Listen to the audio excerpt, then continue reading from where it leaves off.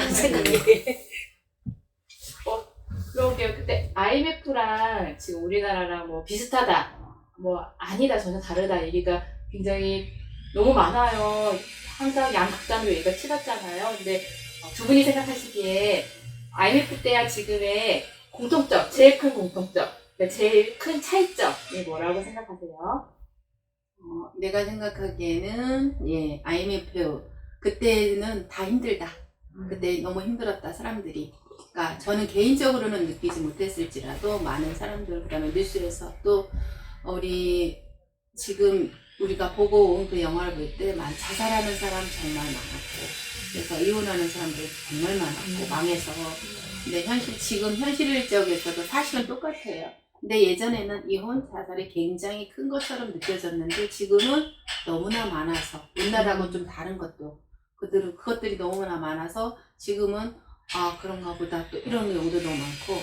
그러니까 가장이 지금 뭐 어떤 파산을 했을 때 이혼하는 거는 당연히 많이 있어서 너무 익숙해진 것 같아서 좀 덜 느끼는 거 아닌가 이렇게 생각이 들어요. 예. 저는 우선 같은 점은 사실 IMF 때는 정부에 대한 생각이 별로 없었었거든요. 그냥 사람들이 경제적으로 힘들구나 정도. 그리고 어찌 보면 IMF라고 우리가 부채가 많은데 도와주는 은행이 있다라는 게 고맙다고 느껴질 정도로 뭔가 이렇게 조금 각색을 했었다 하지 않았나라는 생각이 드는데, 이번 영화를 보면서 정부가 정말 믿을 수 없겠구나. 없죠. 그리고 어찌 보면 지금도 마찬가지거든요. 정부가 지금의 이제 환율 오르고 이럴 때 어떤 일을 하고 있나, 이런 부분들을 보면 전혀 그거에 대한 대책이라든지 이런 것들이 없어 보고, 그러니까 나오지 않는 걸 보면 똑같지 않을까? 라는 생각이 좀 정부 들거든요. 지수가 높긴 해요. 네, 그런 부분들. 그리고 그래도 좀 다른 점이 있다면, 예전 IMF 때는 문제가 우리였다면 우리나라에 좀 뭐랄까 그 낮은 등급의 신용 등급이었다면, 지금 같은 경우는 신용 등급도 높은데 전반적인 세계의 정세 때문에 사실 환율이 높아진 거잖아요. 코로나라든지 우크라이나, 그러니까 러시아의 전쟁이라든지 이런 불안감들 때문에 달라진 거기 때문에 우리만의 문제가 아니어서 해결법도 다를 것 같다라는 생각도 좀 들어요. 네, 그런데 두 분 얘기 듣다 보니까 질문이, 저도 그 국가부도나 영화 보면서 되게 가슴 아픈 게, 저희가 다음에 읽을 책에 나오지만 우리나라가 그 경제 성장률은 되게 높고 되게 지능이 높은 국가 중에 하나예요. 지능 목표로 4인가 5인데 자살률은 거의 탑을 찍는단 말이에요.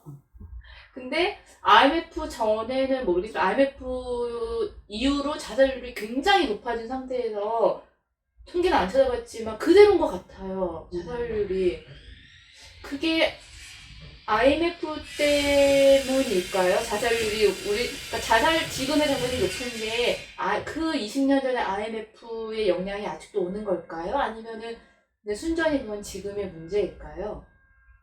자살률이 그러니까 지능 말씀하셨잖아요. 지능이 높은 사람들이 왜 자살을 많이 할까를 생각해보면 나올 것 같아요. 뭐냐면 그만큼의 빈도의 차이가 심해졌을 때 이게 머리가 좋다라는 걸 생각을 한다라는 거잖아요. 그리고 그걸 어떤 식으로든 극복하려고 노력을 한다라는 건데, 나라의 구조상, 경제적인 구조상 얻는 사람들이 그걸 극복한다라는 게 사실은 더 힘든 시대라서 그러지 않을까?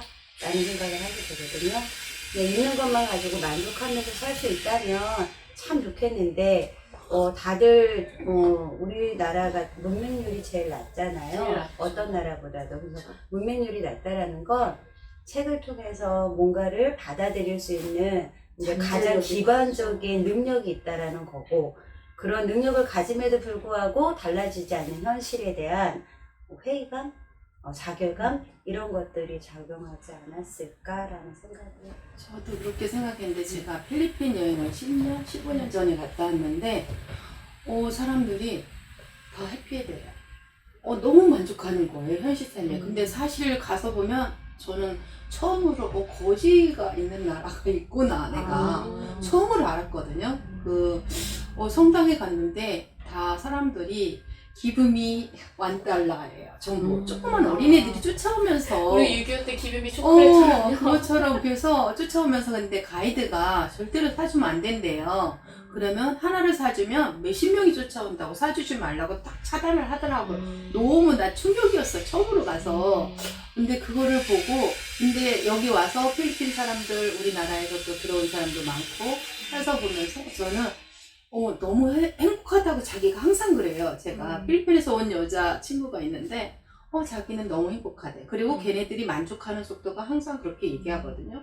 그리고 캐나다 20년 전에 갔을 때도 정말 제가 충격적인 게 저를 어디 바닷가에 태워다 준대요. 근데 그분이 어떤 분이냐면은 휠체어를 타고 차를 운전하는 60대 한 후반의 여자였는데 항상 나보고 I'm so happy 이렇게 얘기를 하거든요. 긍정의 예. 사람이다. 근데 우리는 집이 있어도 솔직히 집이 있어도 더 많이 있어야 되고 그리고 더 높이 서야 되고 이런 걸 너무 강하게 훈련을 받아서 그래도 행복이란 그 궁극적인 거를 생각해 본 적이 없어요. 저도 요즘 아이들을 가르치면서 처음으로 행복이라는 얘기를 하거든요. 왜 사느냐 하면 행복하기 위해서 산다는 얘기를 하잖아요. 우리는 뭐를 해야 돼? 뭐를 해야 돼? 이것만 해지 저는 행복하기 위해서 살라고 얘기해 본 적이 없어요. 근데 요즘 달라졌기 때문에 이런 사고 가치 때문에 더 똑같은 얘기지만 이런 사고 방식 때문에 우리가 자살률이 더 높지 않을까. 내가 정말로 목표가 큰데 그거를 그 목표를 성취하지 못했을 때 갖는 그러한 괴리감. 근데 왜냐하면 행복을 해서 산다고 생각하면 되는데 그렇지 않아서 그런 것 같아요. 그래서 저 같은 경우도 똑같이 얘기죠. 똑같죠. 다시 질문이 있어요. 그러면 이제 IMF랑 지금하고 어쨌든 제가 요약을 해보면은 IMF 때는 이제 우리나라 자체랑 문제고 주변국들은 괜찮았고 지금은 이제 다 이제 어려운 거죠. 그러면은 지금 상황에서 그러면 우리가 할 수 있는 게 무엇이 있을까요? 이런 상황을 직시했을 때 다 같이 어렵구나. 우리나라도 어렵고 미국도 어렵고 유럽도 어렵고 다 우크라이나 제일 어렵고 이런 상황에서 우리는 그러면은 IMF랑은 좀 다르게 어떤 액션을 그럼 취할 수 있을까요? 저는 그 어려움이 어렵다가 당연히 어려울 수밖에 없는 상황이잖아요. 경제적으로 봤을 때는 미국에서 코로나로 인해서 또는 다른 것들로 돈을 풀었다가 걷어들이는 과정에서의 어려움이잖아요. 지나갈 수 있는 어려움이죠. 그거는 약간 인과관계가 약간 달라요. 예를 들면 이거는 정확한 지식을 저희가 합류해야 저희가 삶에서 도움이 있으니까 뭐냐면 제일 미국이 두려워하는 게 그 경제 대공황이거든요. 엄청난 고통을 겪었습니다. 근데 양적 완화를 한 이유도 경제 대공황을 안 막기 위해서 풀었는데 그 부작용으로 인플레이션 너무 심한 거예요. 그래서 다시 돈을 걷어들이기로 한 거예요. 사실은 안 걷어들이고 싶어 해요. 근데 인플레이션이 너무 심하면 베네수엘라 같은 일이 나타나고 그것도 경제 대공황으로 이어지기 때문에 인과관계는 인플레이션이 너무 높아서 돈을 지금 다시 걷어들이는 거예요. 맞아요. 그래서 이제 그러니까 이게 어떤 그러니까 어떤 특수한 이유가 있긴 하나 그 이유를 어떤 식으로든 바람직한 방향으로 돌리기 위해서 행해지는 정치적이고 경제적인 그런 것들 때문에 올라간 거잖아요. 그렇기 때문에 저는 그거에 대해서 불안감을 갖는 게 가장 안 좋다라고 생각을 하거든요. 제대로 직시를 하고 왜 우리가 코로나 때도 불안감이 어떤 현상을 만들었어요? 사재기를 만들잖아요. 그럼 다 같이 더 힘들어지게 되잖아요. 똑같은 것 같아요. 원인을 제대로 알면 사재기보다는 조금 더 이성적으로 판단해서 다 같이 지금 무엇을 해야 될지 그리고 제대로 된 정보를 자꾸 이제 나라에서도 주는 게 되게 필요하고 우리도 찾아보는 게 필요하고 그래서 평정심을 가지고 그때 상황에 맞는 행동을 할 수 있는 게 되게 중요하거든요. 그러니까 버블을 생기지 않게 하고 쓰잘데기 없이 불안해하지 말고 이제 그걸 갖다가 잘 하기 위해서 사실은 이제 언론의 역할이 되게 중요한데, 그냥 언론은 그러니까요. 가만히 있는 게 맞을 것 같아요. 그러니까 이제 개개인적으로 이제 그런 부분들을 감안해서 찾아볼 수 있는 정보나 이런 부분들을 정확하게 아는 게 되게 중요하지 않을까. 그냥 아까도 얘기했듯이 보여지는 대로만 믿지 말고 맞아요. 내가 봐야 될 것들을 찾아서 믿는 그런, 아까 진행 좋다 그랬잖아요. 진행을 여기다 씁시다, 여러분. 우리나라 사람들이 지금 그때 그래서 제니님은 무엇을 해야 된다 생각하세요? 저는 그냥 할 수 있는 게 내가 아는 범위에서 내일 하는 것뿐이 없거든요, 실제로는. 근데 그 상황에서 유아인 같은 사람이 생겼었는데, 저 같은 경우는, 유아인 같은 사람을 따라가고 싶다. 그런 생각도 들어요, 실제로. 왜냐면 새로운 변화가 있는 시대니까. 맞아요. 내가 할 수 있는 게 과연 내가 현실 지금처럼 그냥 행동하고, 지금처럼 살고, 내가 할 수 있는 건 이것뿐이 없으니까. 그 대신 이런 걸 각성을 해서 좀 더 경제에 대해서 좀 더 공부를 하고, 그 다음에 요새는 구글 다운받아서 읽으면 얼마든지 읽을 수 있으니까 좀 더 관심을 갖는 거. 정치나 그 다음 세계에 대해서 관심을 갖는 거. 이거에 대해서 생각을 해야 될 것 같아요. 저도 비슷해요. 왜냐면 그 유아인이 IMF 터졌을 때 막 사잖아요. 폭락했을 때. 네. 근데 그때는 사도 됐어요. 제가 만약에 지금 IMF처럼 우리나라만 어렵고 다른 나라들은 괜찮아요. 그럼 금방 치고 올라가거든요, 우리나라. 금방 이제 회복하거든요. 그러면은 유아인처럼 막 사면은 1, 2년 뒤면 분명히 얘가 점프한단 말이에요. 지금은 좀 얘가 다르다 생각해요.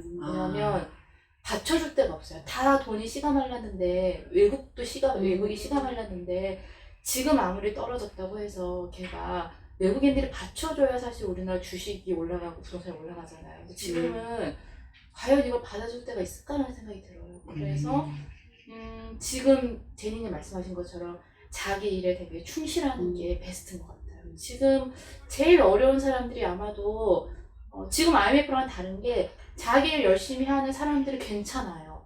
특히 제 주변에 사업하는 분들이 많은데 사업 열심히 하시는 분들 지금 더 괜찮아요. 더 그 내실을 다져가 더 괜찮은데 제가 봤을 때는 뭐 주식이나 부동산으로만 되게 연명하시는 분들이 제일 어렵지 않을까 싶어요. 그리고 앞으로 더 어려워지실 것 같아요. 왜냐면 세계 경제가 쉽게 풀리진 않을 것 같아서. 제 생각이에요. 그러면 만약에 이거는 좀 다른 얘기인데, 부동산이 우리 이제 작년부터 굉장히 압박해서 집을 뭐 세 채, 네 채 갖고 있던 사람들이 한두 개씩 팔았잖아요. 그래도 사람들은 이렇게 생각을 했어요. 그냥 갖고 있는 게 나아. 왜냐면 세금 내면 되니까 나중에 팔면 다 거의 없잖아요. 사실 대출해서 사는 거니까. 그런 사람들은 어떤 자세를 가질까요? 세네 개 가진 사람들은 그동안 부동산에서 돈을 많이 벌고, 그리고 그거를 해서 정치 방향에 따라서 너무 돈이 달라지니까 지금 힙하고 있는 상태거든요. 전부 다. 저는 이렇게 생각해요. 이미 주변에서 부동산 정말 한다는 사람들은 다 팔았어요.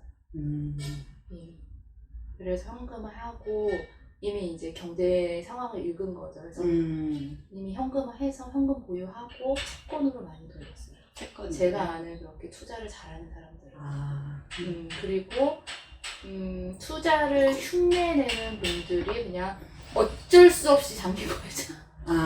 어쩔 수 없이. 그러니까 그 차이점은 크다 그래요. 정말 내가 주관이 있어서 얘를 장기 보유로 가는 거랑 내가 어쩔 수 없이 장기 보유자가 되는 거랑은 정말 차원이 다른 얘기라고 보거든요. 그래서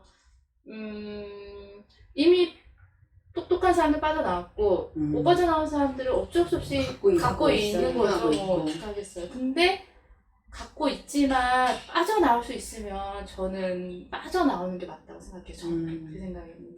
근데 항상 이런 때 작년에 최상위 찍었잖아요. 집값이. 그럼 그 주식도 똑같아. 최상을 찍고 내려가거든요. 항상. 근데 집값도 지금 작년에 최상을 찍고 지금 내려가는 중인데, 그러면은 작년에 팔았던 사람이 제일 잘 팔았다 하는 이제 얘기죠.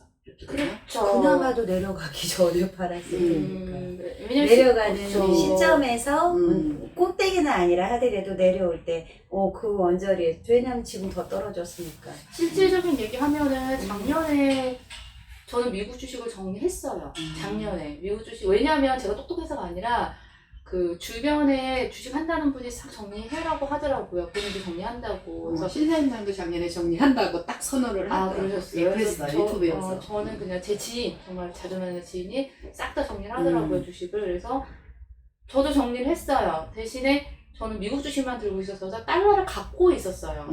왜냐면 이상하네. 환율이 조금씩 오르는 거예요. 1250원 같아, 1260원 막 이렇게 환율이 막 이렇게 왔다 갔다 하는 거예요. 그래서 갖고 있었어요, 달러로. 그러다가 판단 미스를, 그러니까 약간 그 꼭지에서 팔기에는 실력이 부족한 거예요. 어깨에서 팔았어요. 왜냐면 불안하지. 1350원대에 다 달러를 팔고 환전을 했어요. 그래도 차익이 좀 됐죠. 그래서 됐죠. 왜냐면 제가 미국 주식 살 때 환전할 때가 1100 얼마였으니까. 그래서 미국 주식으로 먹었고 그다음에 달러로 먹었죠. 두 번을 먹었죠. 근데 1,400원은 올라가니까 배가 아픈 거예요. 이거 1,400원 갈 줄 몰랐어요, 정말로. 그러니까 근데 제가 그 실력은 안 되는 거예요, 사실은. 어깨에서 팔았어요. 만약에 그러면 주식도 미국 주식도 내려갔잖아요. 지금 많이 내려갔어요. 그때 3,500 얼마던데. 만약에 그때 팔지 않았다면 지금 만약에 그러면 해도 손해는 아니라는 거잖아요. 왜냐면 달러로 올라갔으니까 사람들이. 근데 그런 가정은 어려운 게 웬만큼 계속 미국 주식에 관심이 있었던 사람들은 팔았어요. 팔았어요. 그러니까 그거를 판단하기가 너무 힘드니까 이렇게 공부도 하고 다른 정보도 얻고 이렇게 하는 거잖아요. 우선은 만약에 제가 다음에 또 들어갈 때는 살짝 말씀드릴게요. 근데 판단은 두 분이 하세요. 저는 지금도 3,500 얼마인데 말씀드린 지금 경제 상황이 전체적으로 너무 안 좋아서 더 이렇게 길게 안 좋게 가든가 좀 더 떨어질 수도 있다고 저는 생각해가지고 아직은 들어갈 타이밍은 아닌 것 같아요. 왜냐면 우리 집 따랐고 옆집 따랐고 다 어려운 상황이라. 맞아요. 어차피 그 어떤 선택이든 본인이 했을 때 후회가 가장 없거든요. 그러니까 얘기하시는 것처럼 여러 얘기들이 있을 거 아니에요. 그거에 대해서 뭘 선택하느냐는 말씀하신 대로 공부를 해서 이게 맞겠다 싶은 그 감이 올 때 해야 되지. 누구 말만 믿고. 그러니까 아까 왜 유아인 같은 사람이 만약에 유아인 같은 사람이 하나가 아니라 더 많았다면 그건 또 다른 버블을 생기게 하는. 왜냐하면 세상이 항상 그렇더라고요. 누군가가 이런 식으로 이렇게 붐을 일으킬 때 그게 정확한 거보단 약간 뭐가 껴. 근데 이게 용기인 것 같아요. 왜냐면 그때 저랑 그다음에 제 주변 사람들도 다 같이 이제 이렇게 재테크 얘기를 했잖아요. 근데 그 언니가 한 얘기가 너만 팔았어 그러더라고요. 양의 사람들이. 그래요? 네. 다 갖고 있고. 나만 팔았어. 그 영화에서도 보면 유아인이 그렇게 많은 투자자를 불러다가 얘기를 했을 때 두 사람만 따라가잖아요. 그러니까 똑같은 얘기를 해도 이게 맞겠다라는 건 자기의 감인 거거든요, 사실은. 그렇게 해서 가는 사람들은 몇 안 되죠, 사실. 그러니까 알아도 그거를 근데 행동으로 옮기는 주식은 빠져나올 것 같아요. 왜냐하면 이렇게 했어요. 그 다음에 또 샀죠. 내렸을 때 어느 정도 내렸을 때 샀는데 아직도 안 샀잖아요. 이거는 쉽지 않아요, 이런 사람은. 저도 내가 카카오를 샀어. 내가 1,000만원치 샀거든요, 카카오를. 근데 반타작이 된 거예요. 그래서 처음에 이제 유튜브도 막 보고 공부한다 막 했는데, 근데 이거는 그 다음에 내가 거기서 더 벌었다면 저는 더 넣었을 거예요, 사실. 해야 돼요. 왜냐면 이게 연습이라고 생각해요. 맞아요. 저도 그렇게 생각을 주식을 하는데. 그렇게 털고 돈을 벌었잖아요. 그래서 그러고 나서 또 뭐 하나, 그러니까 그 부동산 하나를 정리를 하라 그러더라고요. 또 주변에서 팔아 본사하니까 또 팔 수 있는 거예요. 근데 팔았어요. 근데 그 얘기 또 들었어요.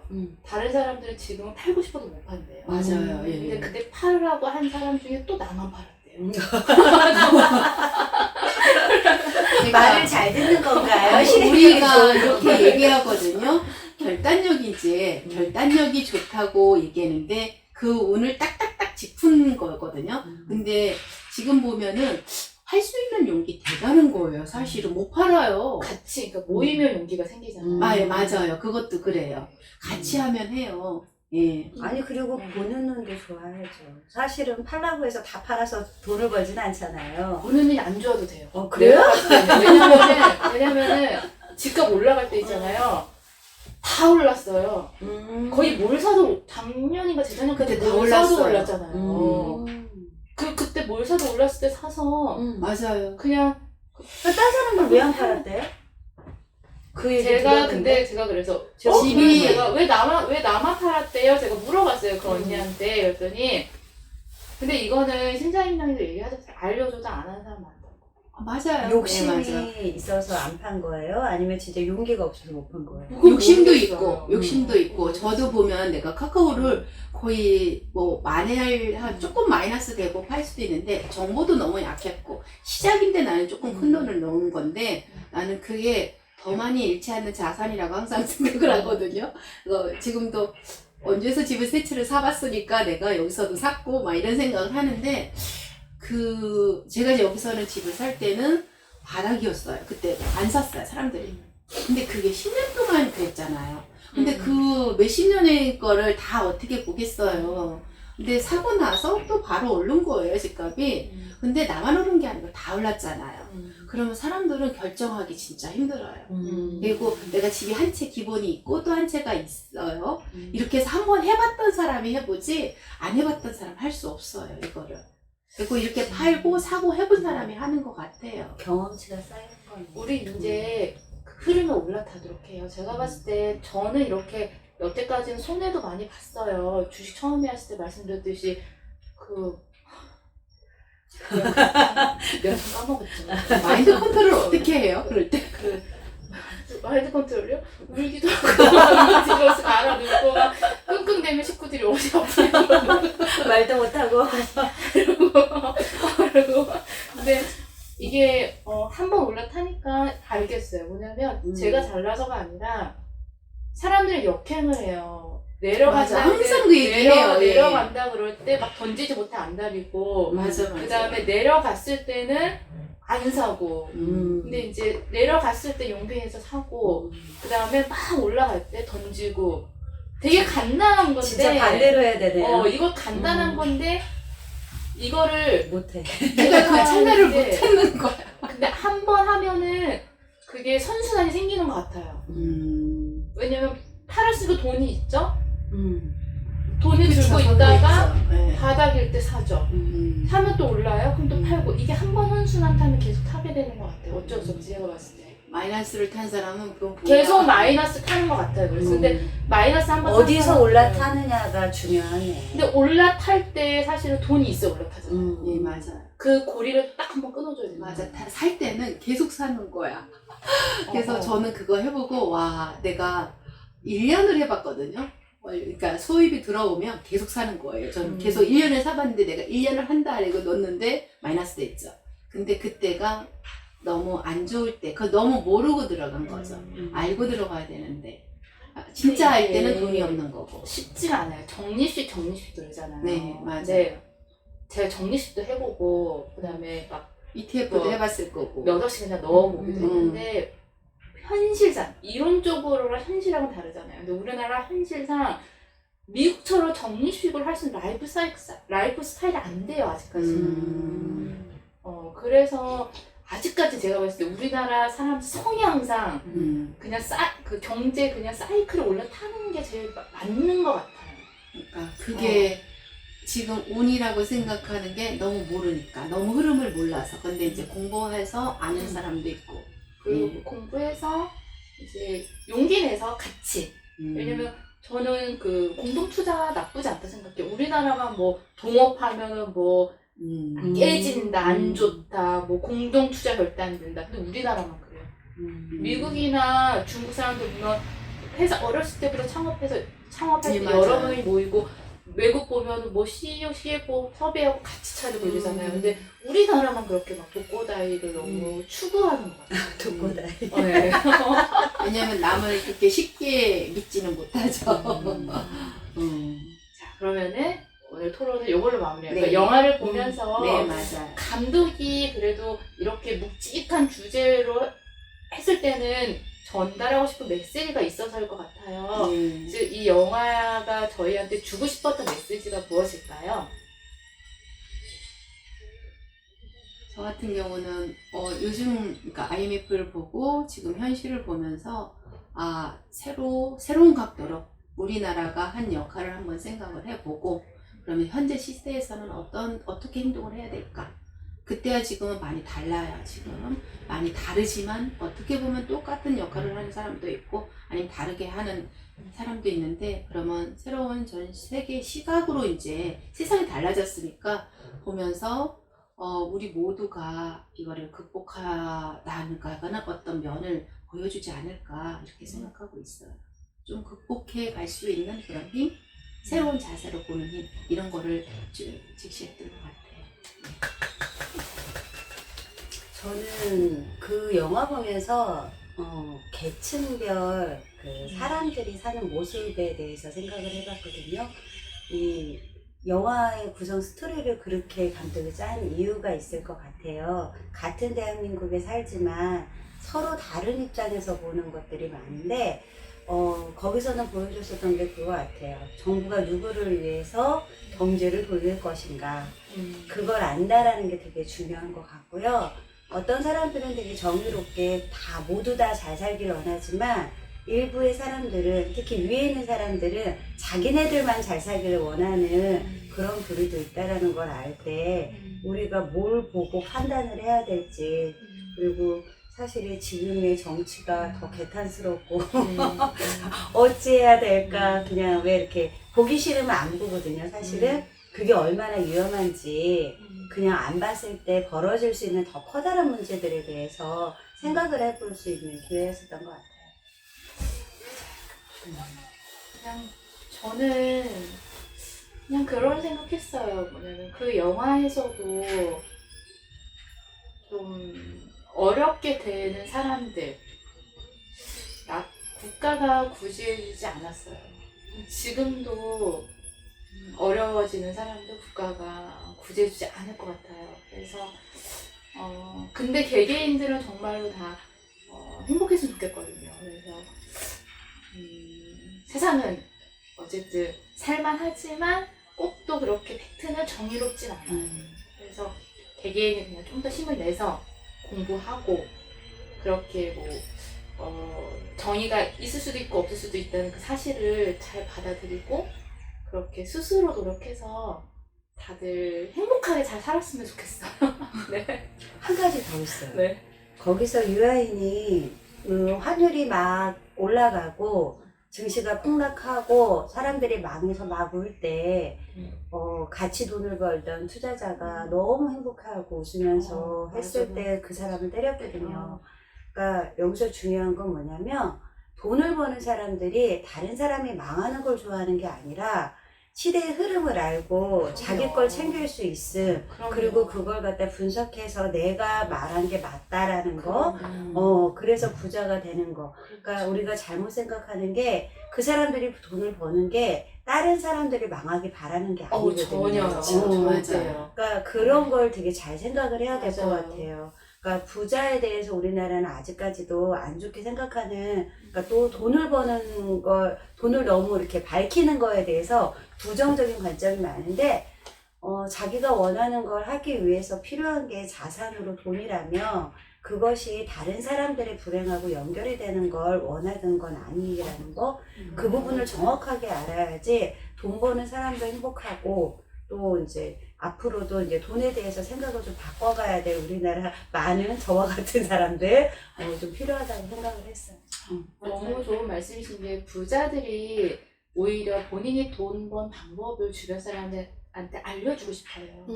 그리고 다 같이 알아서 같이 걸자 원하지. 이거지. 근데 착각을 하는 게 벌었어요? 못 벌었어요? 같이 못 벌 수는 없잖아요. 그렇잖아요. 이 사람이 못 벌어도 이 사람이 내가 알려준 걸 안 해도 같이 안 할 수는 없는 거예요.